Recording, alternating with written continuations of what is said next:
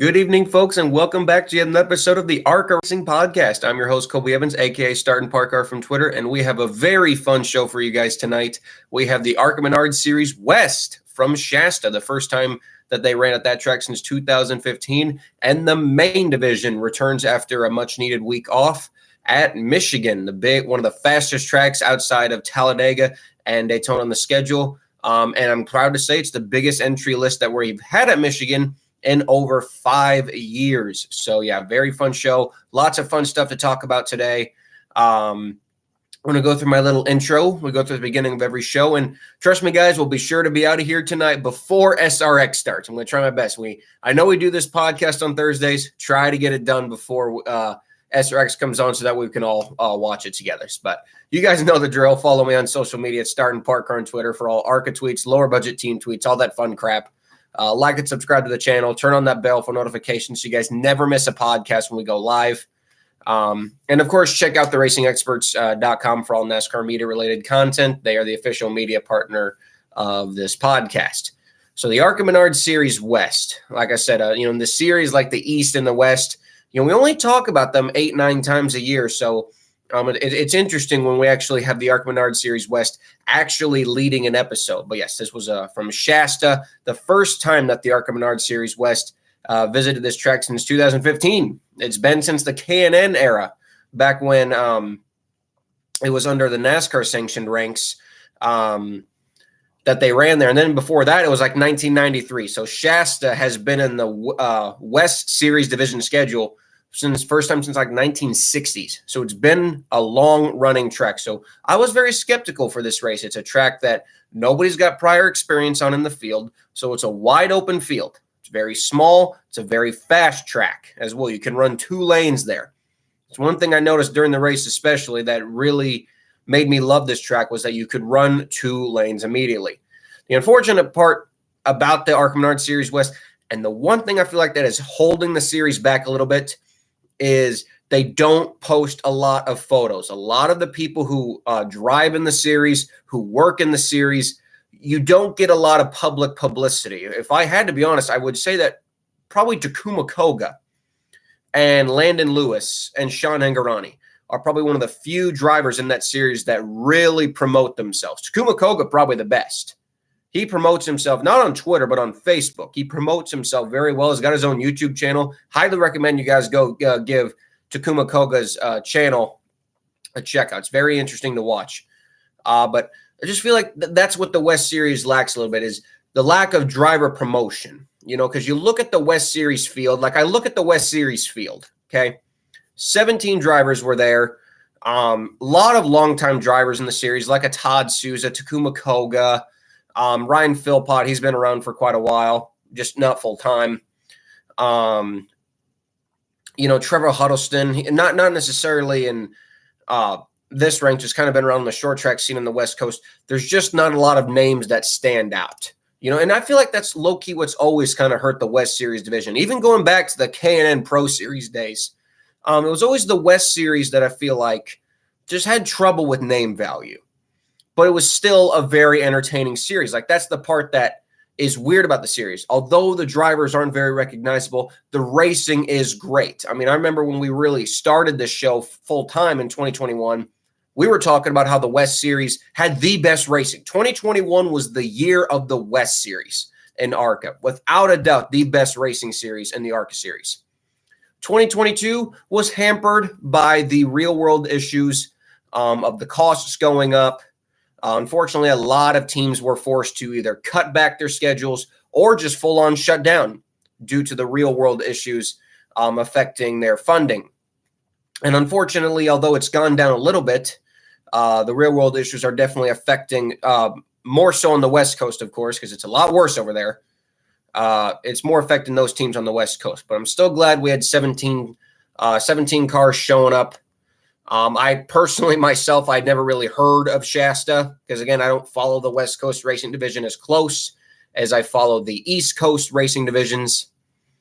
But yeah, we had 17 cars. We had the return of 2022 Series champion Jake Drew, as Tyler Reif and Loden Jackson have parted ways. So they brought in Jake Drew, a really good pick to drive the 41.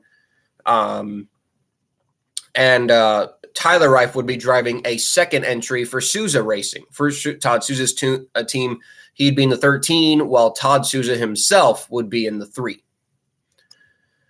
In practice, the one lone practice session that they had, not many guys ran a lot of laps, but it was Tyler Reif, very surprising speeds. Tyler Reif was also in a Fusion. It was kind of funny. We had the Fusion entry. We had the Fusion entry for Tyler Reif, and we had team owner Todd Souza driving the Fusion. So it was kind of funny. We had both of the Souza Racing entries driving different Ford bodies. It's clear, though, from what I've heard in the garage, a lot of teams actually still like the Fusion body. On plate tracks, I've heard the Mustang body is actually slower than the Fusion body, which is kind of funny in some ways. But yeah, coming into practice, Tyler Reif was fastest. Jake Drew for the Loudon Jackson team. Like I said, even though that team might not be the quickest, you get a guy like Jake Drew in there, he can really give that car probably more than capable what it's worth of driving. So he was second. Landon Lewis, the championship leader, was third. Trevor Huddleston was fourth. Tanner Reif was fifth. Sean Hingorani, the big shocker of practice, was all the way down in eighth. All 17 cars did take a time, unfortunately, for Derek Copeland in the 80. They had a mechanical problem outside of practice and were not able, I believe, on his qualifying run, either during practice or on his qualifying run, they had a mechanical problem and unfortunately had to withdraw from the race. So we would only have 16 cars that would take the green flag. But on a 3/8 mile track, still 16 cars is plenty for a good race. It would change a little bit for qualifying. We had Trevor Huddleston pick up another pole for the season. Sean Hingorani got all the way up to second. Jake Drew got up to third. Tyler Reif down to fourth. Cole Raz and another Jerry Pitts Racing entry in the 5 was fifth. Landon Lewis, again, only in sixth. Kind of surprising to see Landon Lewis not performing as well as we probably thought he would. And other guys, like especially the Bill McAnally car, all the way outside the top 10. I don't know what's happened to Bill McAnally's ARCA team, but I say, if there's one sad thing that I really noticed about the ARCA Menard Series West over the last couple of years is the sad decline for Bill McAnally's team. I don't know what they're doing. It's clear that they're putting more effort into their truck team, which I understand. But at the end of the day, man, this was a team that was just almost unbeatable in the ARCA West Series just a couple of years ago, and now they can barely run top 5 in a series that only really gets about 16 cars a week. So for the people who watched it live, because it was on late, it was on Flow Racing very late. That's the problem with these West Coast races. They start very late where I'm from, and they start even later on the East Coast. So for the people who saw this race live, it was very entertaining from start to finish. It only lasted 47 minutes. Like, that's the funny part about these. When you only have 150 lap races,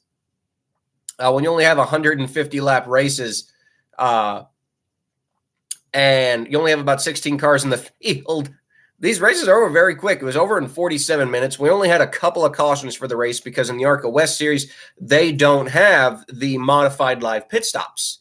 And it's the one thing I really love about the West Series that makes it stand out. You got what you got. So if you ruin your tires within the first 30 laps, you're pretty much done. Like, you can't come in and make a tire change unless it's absolutely needed. And that's what I appreciate about the ARCA West Series in a way. So you really had guys taking care of their tires. And by the end of the race, you really could tell who saved their tires and who overdid their tires. And shout out to General Tire, by the way. They really build a good quality tire for this series.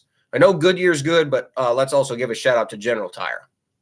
Because these tires running 150 laps straight with no blowouts, no blowouts, no real issues at all.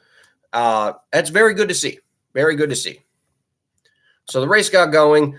Trevor Huddleston and Sean Hingorani quickly pulled out to the lead, well over, probably a second over Jake Drew. It was clear within about the first 20 laps that these guys were the class of the field.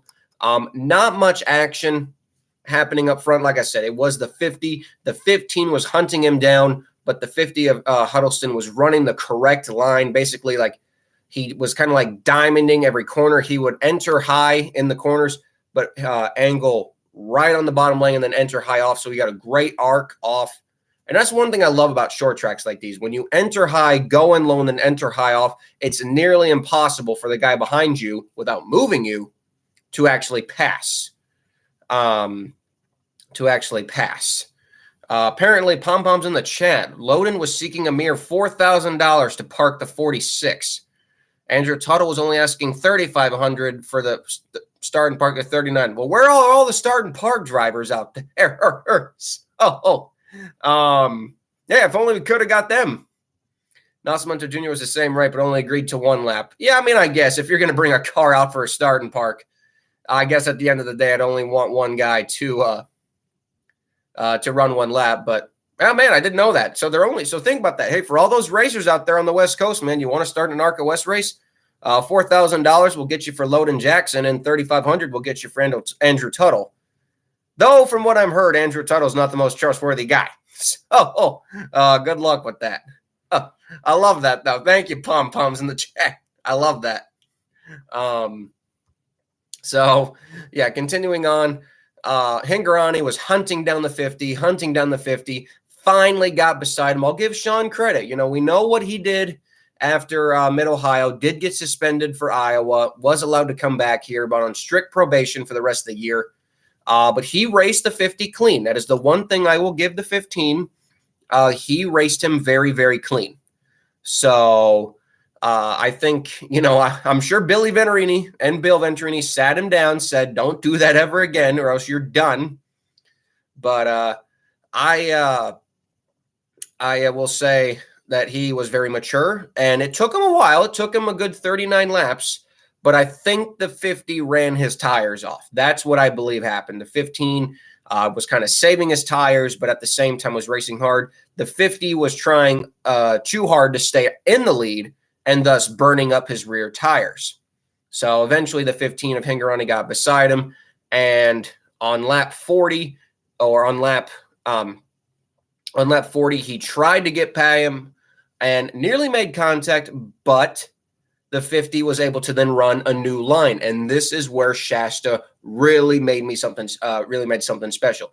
The 15 could get under the 50, but because of a little bit of progressive banking, not a lot of banking, but a little bit of progressive banking, the 50 could actually get a run off the corner. The 50 could actually get a run off the corner. So therefore the 15 couldn't get back by. And by running the outside line, I don't know if it was better for the tires or something, but either way, it benefited the 50 of Huddleston, and he was able to keep the lead, and the 15 pretty much had to regroup. Meanwhile, behind them, we had no start and parks in the field. All the 16 cars had planned to run the whole distance, which was also great to see. We had Cole Raz and Jake Drew battling for third again. Jake Drew didn't appear that he had a winning car, but definitely had a top 5 caliber car. Cole Raz, I really hadn't heard of this guy. Apparently he's raced Shasta before on the local divisions. I believe he has also raced in the West Series before. Isn't he related to Is he related to Grayson Raz, who competed in the K&N series like 4 years ago? If anyone in the chat can confirm that. I thought I remember seeing that. Is he related to the Grayson Raz who drove for also Jerry Pitts? So I don't know if that's him or not, but yeah. So Raz and his for his return was running very well, and the 5 entry that's not usually well prepped. This was a part-time entry out of Jerry Pitts Racing, so to run that well right out of the gate was very impressive. Meanwhile, behind them, I'll say this. I am not really sure what has happened to Landon Lewis at this point in the season. They really have just done nothing in the last couple races, and it's quite shocking. It's not like they run bad, but they're definitely not running as competitive as they once were. I mean, they started out with all these second-place finishes and wins, and lately the 17, really ever since Portland, where they had a mechanical problem, had to go behind the wall for a couple laps, costed them a good finish and their entire points lead. I mean, their first 4 races of the West Series season were second, win, and then their last 3 races, 19th, 9th, and 4th. Now, granted, Irwindale was mainly because they had a penalty at the restart and he couldn't get back through the field in time. But still, bad finish nonetheless. So I'm not sure what's really wrong with the 17 team, but they are definitely not firing on the same cylinders that they were at the beginning of the year. And when we get to the end of the race, we'll talk about how they might not be safe for this points championship after all. So the race continued on. It was clear that the 15 and the 50 were the star of the race, and the 5 and the 41 were the stars of 3rd and 4th. It was pretty much a bigger race from 5th on back. The 4 of Eric Nascimento, 16 of Tanner Rive, 77 of Nick Jonades, 88 of Bradley Erickson were pretty much in their own battle. Then you kind of had the stragglers. Surprisingly, the 3 of Todd Souza, not very fast. 7 of Koga appears every year for some reason. Takuma just feels like he gets slower. The 21 of Spurgeon, he was kind of running like a maniac out there, but he didn't have a lot of speed. Ryan Philpott's mainly a road course driver, so it wasn't shocking that he didn't show a lot of speed. David Smith, kind of like the Brad Smith and the Wayne Peterson of the ARCA West division outside of Bobby Hillis. So not shocking that he was the slowest, but those were kind of your stragglers. But yeah, Todd Souza, it's definitely, for what is rumored to be his final year, has not really shown any speed in all of the races this year, which is actually quite sad to see. Because you think, Todd's probably one of the better funded teams for an owner driver, but yet continuously just runs outside the top 5. At this point, we were at no cautions, well over 100 laps into the race, and we finally had our lead change. Sean Hingorani worked on the 50, and the exact same thing I mentioned earlier. Unfortunately, the 50 had burned up his tires, and Hingorani was finally able to pounce.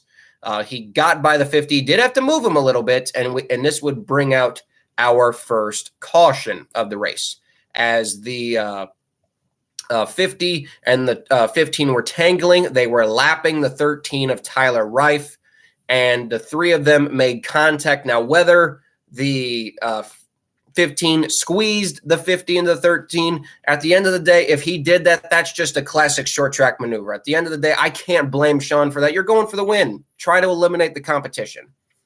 He didn't outright wreck him. He didn't slam him into the 13. The 13 was having his own problems. Tyler Rife at one point was running top 5 and then went to nearly outside the top 10. So that would bring out our first caution. Hingorani officially had gotten the lead at this point. And I felt bad for Tyler Rife. This was his big debut for Todd Souza's team. And he showed speed in the beginning, but just fell off like a rock after about halfway through the race.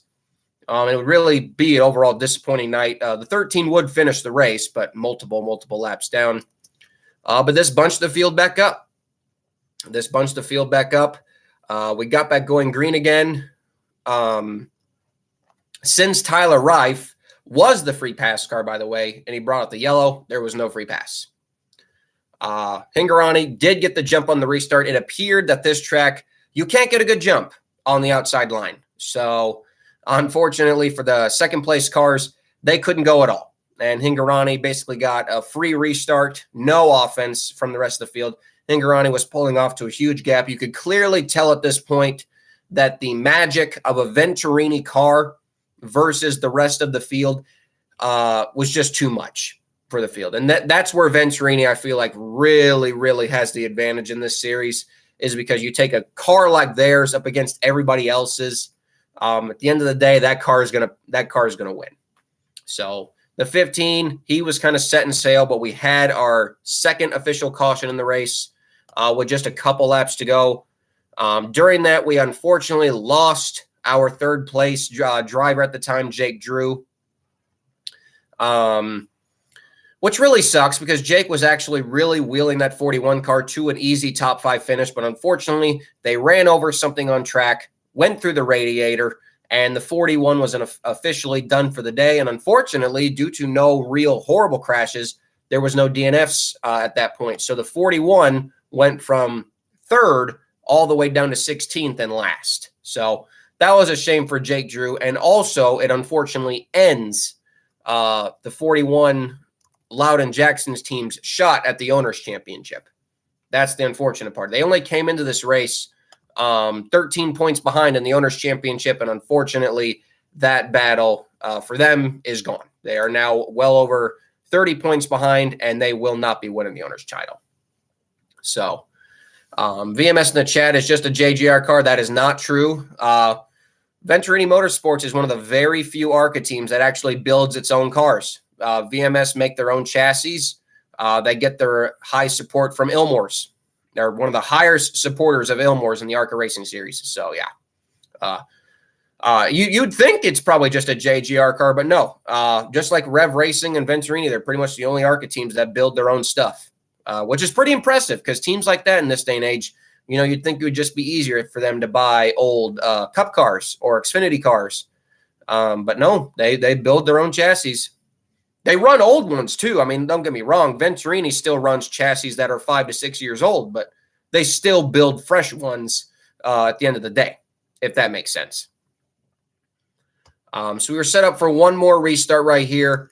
I was really hoping maybe we could see Cole Raz get to the lead. Wanted to see him get a win in his return. But like I said, unfortunately, the 5-lap restart, Hingorani got another easy jump. And the 50 of Huddleston and Raz were battling each other hard. And by that point, the 15 was smooth sailing. And while Huddleston managed to hang on to second, Cole Raz would finish third. Sean Hingorani, ARCA's nemesis, as you like to call him, picks up his, third career win in the West Series. Sean Hingorani picks up the win at Shasta. It is third. It's his third career win of the season.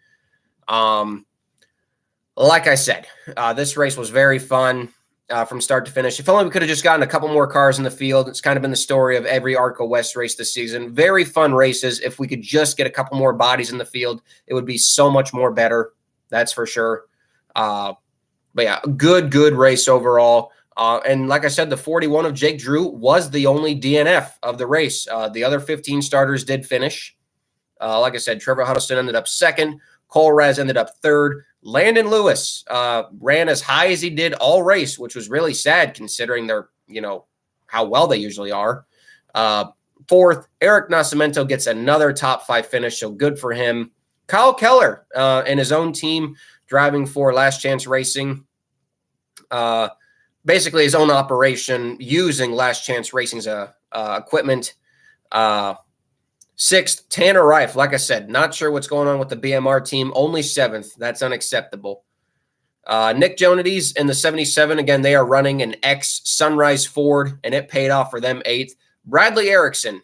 He did get spun out by Tyler Reif, but still not the finish he was looking for in 9th. Todd Souza, only 10th. Takuma Koga, 11th. Tim Spurgeon, 12th. Ryan Philpott, 13th. Tyler Wright, 14th, David Smith, 15th, and Jake Drew, 16th.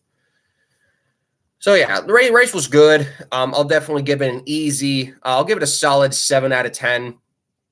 One of the few good stories you do see in that field is Joe Nava's team, the PP1 Motorsports operation that Takuma Koga did used to drive for. That was Takuma Koga's original ARCA West Series team back in the K&N era. And ever since Takuma left to go to Jerry Pitts, that team had kind of been struggling.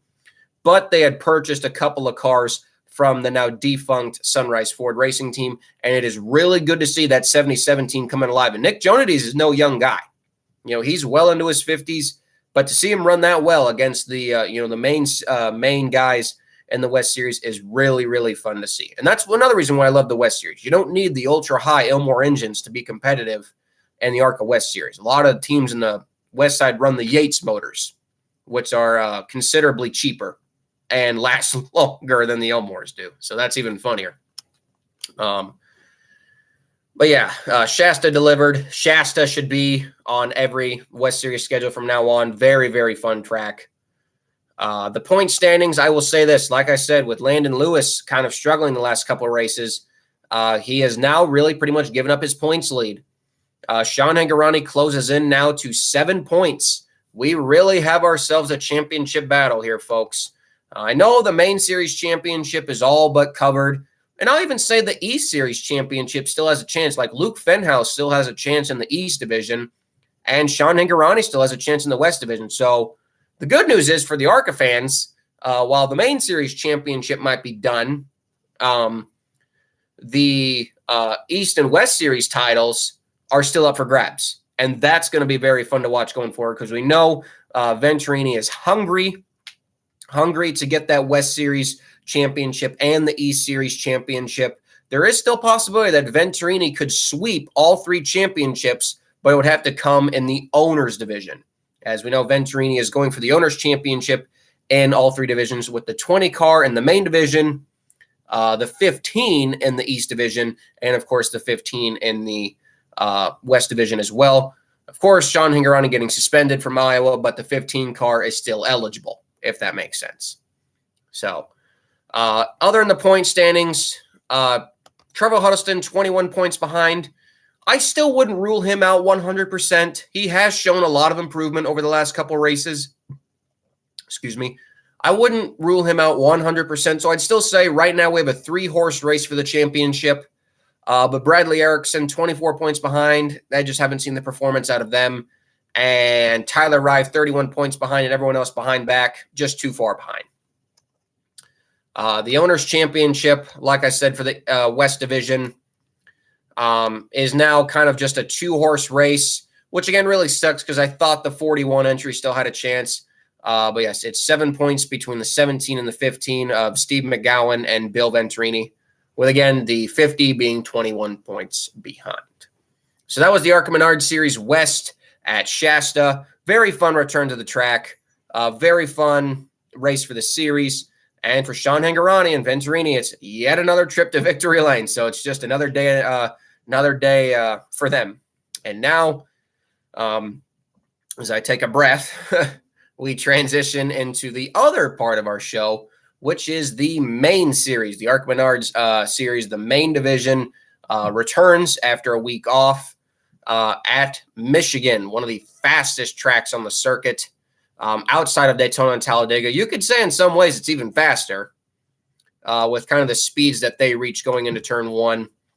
And the happiest news I can say about this entry list is that this is the biggest entry list that we've seen at Michigan since 2018. 23 cars. I know it's still nothing special for what Michigan, 2-mile track. We're used to seeing the 40-car fields, but we're not in that era anymore. So if you're disappointed about a 23-car field, I'm sorry. No, I'm happy about it because think about it. In 2020, we had 17. If you guys want to get a standard, 2018 had 26. 2019 had 18. Sorry, guys.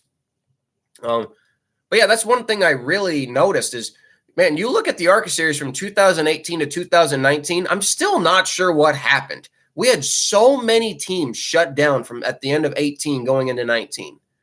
And 2019 was a rough year for ARCA fields. Same with 2020, but that was mainly due to the pandemic. And ever since 2021, the fields have been steadily going back up. But yeah, so 2019 we had 18. 2020 we had just 17. 2021 we had 20. Last year we had 21. And this year we have 23. So yeah, very solid entry list just by number standards. The entry list looks like this. We'll go over each car. The 2 of Andres Perez de Lara. The 10 of Gage Rogers. Good to see him back for Andy Hillenberg's team. Morgan Baird. He's from Michigan, so he usually tries to run for Andy Hillenberg's team in this race. Tim Monroe, he'll be one of the starting parks in the 12. Jake Finch returns to Venturini again in the 15. Connor Mosack will be in the 18 again for JGR. Jesse Love will be making his first Michigan appearance in the 20. Gus Dean is back for Venturini in the 25. Frankie Muniz in the 30, of course. Tim Goulet for the Rise Motorsports team will be driving the 31. Christian Rose in the 32. Brad Smith Motorsports will bring both cars again. Brad will be in the Ford, and Jeff Smith will be in the 49. Here's to hoping that Jeff doesn't spin the car again. God forbid. Brad was not happy about that, and he still loves to joke about it too.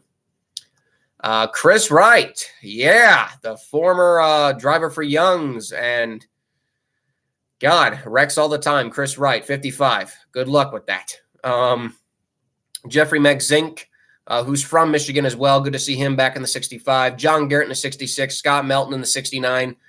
Cody Coughlin's back in the 72. Andy Jankowiak, the Pizza Man, 73. Caleb Costner in the 93. The 97 of Jason Kitzmiller. And our 0 entries, the 03 of Alex Clubb and the 06 of A.J. Moyer. When you look at that field compared to the last couple years, it is definitely an upgrade from the last couple years, I would say. The standouts on that entry list that we don't normally see, obviously, I think the more noticeable one was the 55 of Chris Wright. No Tony Breidinger, so this is the second race of the year that she will miss. Chris Wright was I wish I was racing this year. I'm not approved to run ARCA this year, guys. That probably won't happen until next year, but that is the goal, obviously. Sean Hingorani, I don't believe he's even allowed to run big tracks yet. I don't think he's even run on a big track.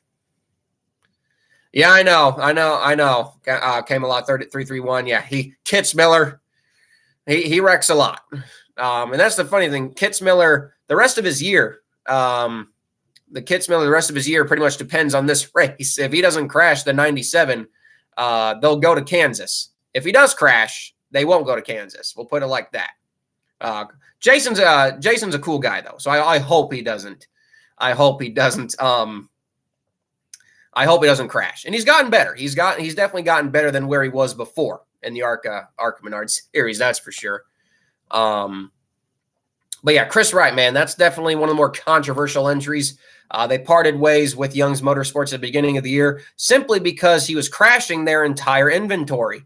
And if you guys watched my show, the Backmarker Battle Show, it almost became a weekly segment on the show where we would just bash Chris Wright because he sucked. I mean, he either ran like garbage or he crashed. And most of the time he would crash and run like garbage. I mean, I really don't understand how you can be so bad. You know, I mean, Lawless Airline at least can finish races. We bag on Christian Rose, but at least he can still finish races in one piece. This guy, even if he finishes races, I don't remember the last time Chris Wright finished a race in one piece with no damage. Even if he finishes the race, he crashes a ton. Now, of course, with driving for Venturini Motorsports, you have to pay a crash clause. We all know that. So, even if he crashes the 55 car, I don't think it's going to cost really Billy Venturini and that team really any money as well. They'll get more than enough money anyway to pay for it. So, but hey, let's give him a chance. Maybe he'll actually make it to the finish. I don't know. But he's in a car that can win the race. We'll say that. Chris Wright is in a car that can win this race. The cars that logistically do have a chance at winning this race, quite a few, I'll say. The 2 of Dallara, the 15 of Finch, 18 of Mosak, 20 of Love, 25 of Gus Dean. I'll lump in Chris Wright just because it is a Venturini car. Throw in Andy J. He was very competitive at Pocono. He could be a dark horse. And maybe guys like Christian Rose, if they can work the draft correctly, maybe Frankie Muniz as well. But I think their inexperience will probably cost them at a track like this. And, we say that Jesse Love should always Sawalich is not old enough to run this race. Jesse Love was not allowed to run this race last year due to age restrictions. So it's in my opinion, this is a wide open race. I don't think that Jesse Love has the advantage coming into this weekend. My pick for this weekend's race is actually Gus Dean. Gus Dean has multiple laps around this track in a ARCA car and a truck. So my pick is him. I think one of the other dark horse entries could be Andres Perez de Lara. Rev Racing did win this race last year with Nick Sanchez. So I think he could be a dark horse entry. Obviously, Jesse Love, like I said, I mean, that's the star car of Venturini Motorsports, the car that's getting the best chassis, the car that's getting the best equipment. out of that race shop. So, yes, he's going to be tough to beat as well. But we definitely know that this race is more about drafting. And I think experience will play a big factor. That's why I said that guys like Corey Heim did not win this race last year. Did not win this race last year. In the field last year, we had about 5 to 6 cars that could legitimately, throw in 7. 7 cars that could win this race. And we had so much inexperience in the field. We had Nick Sanchez, Corey Heim, Daniel Dye, Raja Caruth. I mean, a lot of these guys and Brent Holmes who had not made a lot of starts. Michigan, hardly any. A lot of them in their first start. So it really just came down to a ton of inexperience. And it made those last 11 laps last year one of the best ARCA races of the year, in my opinion, even with only a 21-car field. And I think looking at this entry list right now, I also see a ton of inexperience outside of Gus Dean. So I think we're in for yet another fun race. I really do think we are. We can't predict the winner. One of the few things that I still love about these big track races, you can't predict the winner. And the one thing I love about a track like Michigan, with the way that ARCA has their drafting package, you can't get away at a track like this. With how they've changed the drafting package in the ARCA series, it is very hard to get away from the pack.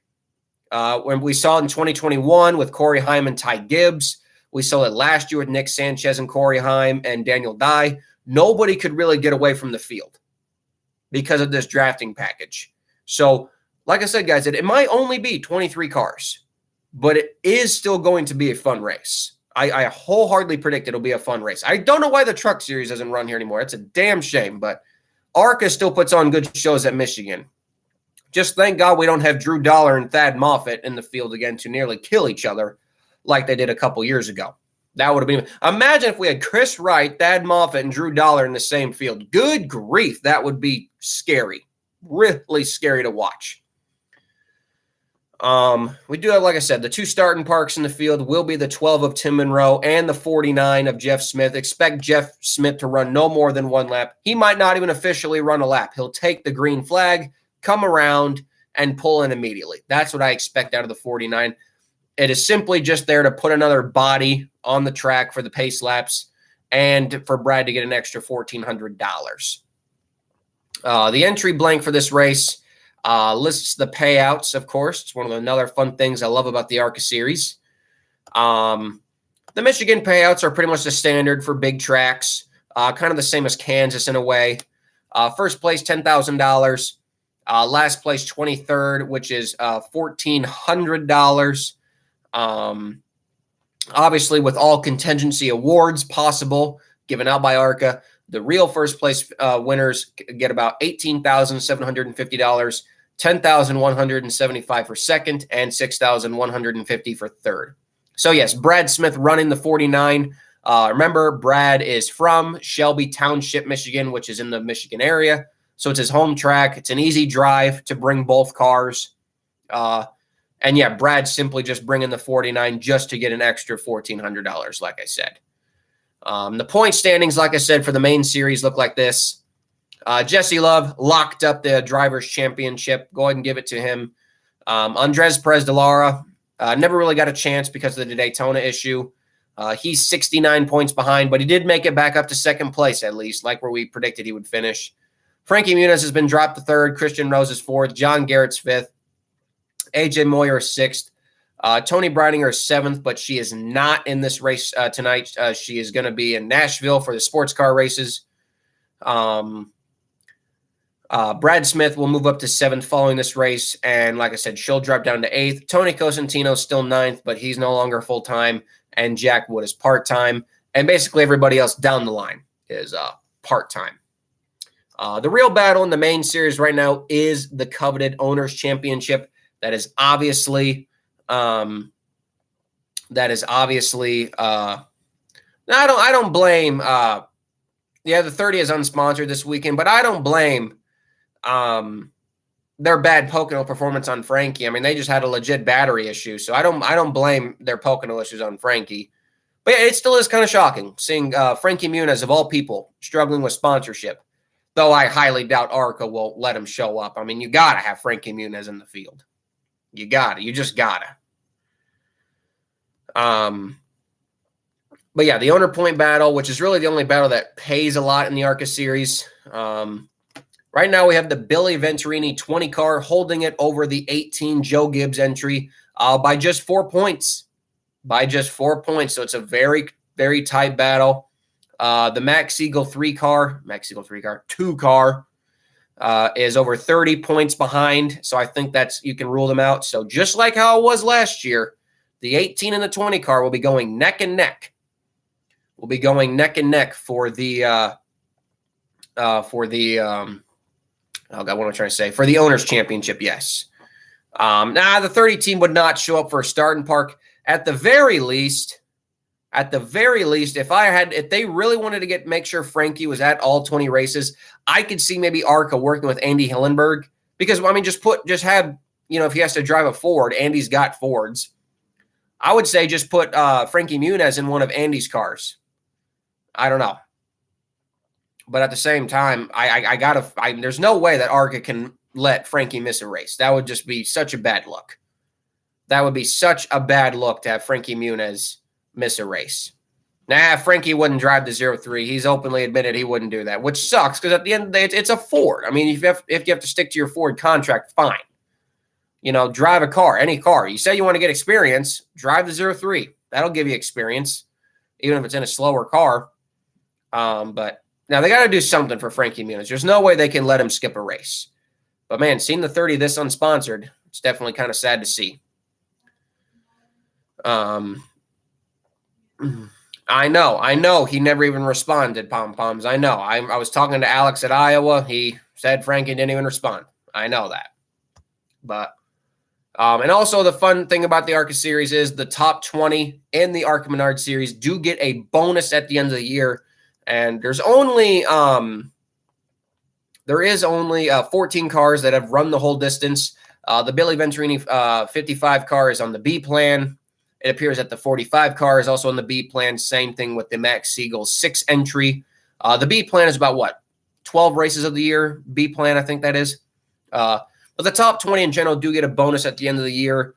And right now, that is being held. The last 3 positions are the 18th of Greg Van Al's 35 car, 19th, Bill Kimmel in the 69, and 20th is the 8 of John Core. But because that car is not entered, they are likely to lose that position to the 97 of Cody Robar's team, as they are entered this weekend and the 8 is not. And even if it's just a little bit of money, I mean, every bonus money goes a long way in the ARCA series. So,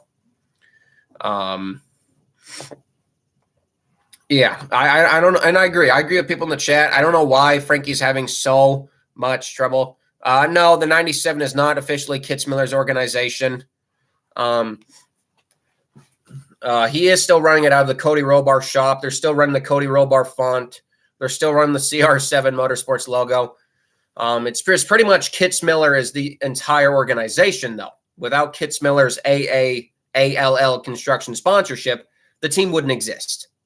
We'll put it like that. It's kind of like when Michael Annett was in driving for Junior Motorsports. The only reason why that team existed was because of Michael Annett.